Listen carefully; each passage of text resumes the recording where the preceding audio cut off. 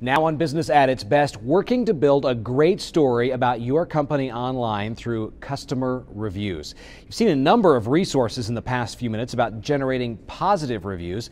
What about the negative review? If that comes in for a business, should you sue?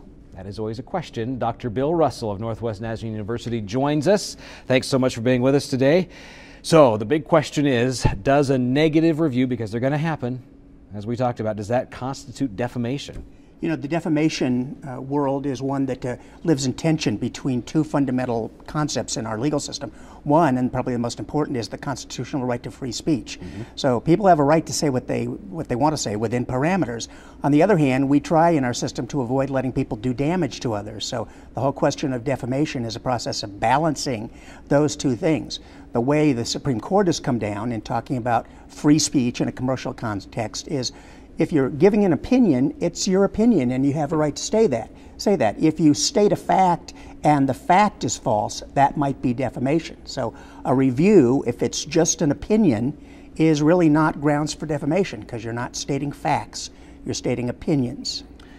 So let's talk through that, and I know I'm going to put you on the spot and ask for some possible if we were to sit here and write out a couple of reviews and look at them differently, if I go out and I have somebody work on my house and I say they did a terrible job because they left footprints through the house and a mess in the front yard, and then at the end of the job told me it was going to cost more than they did at the beginning.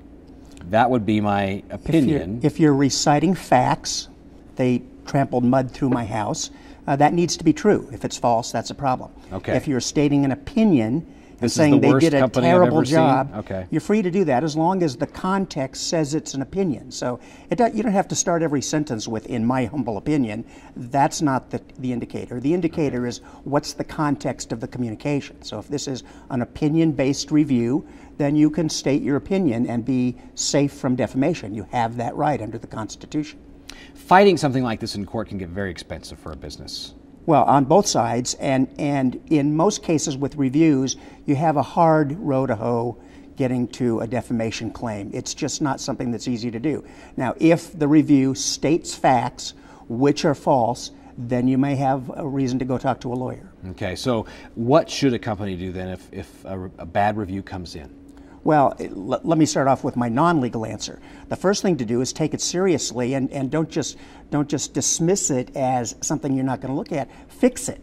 Learn from it. So if you get a bad review, you should take that as constructive criticism, regardless of the tone. You may not feel that way, but treat it that way and try to fix what the complaint's about. Don't try to take it personally. Don't let it happen in the future. Yeah. So then you can take a look at whether or not they've said something that's false. So if, for example, you're selling tomatoes and the review says the tomatoes are laced with poison, that's probably a reason for a defamation case.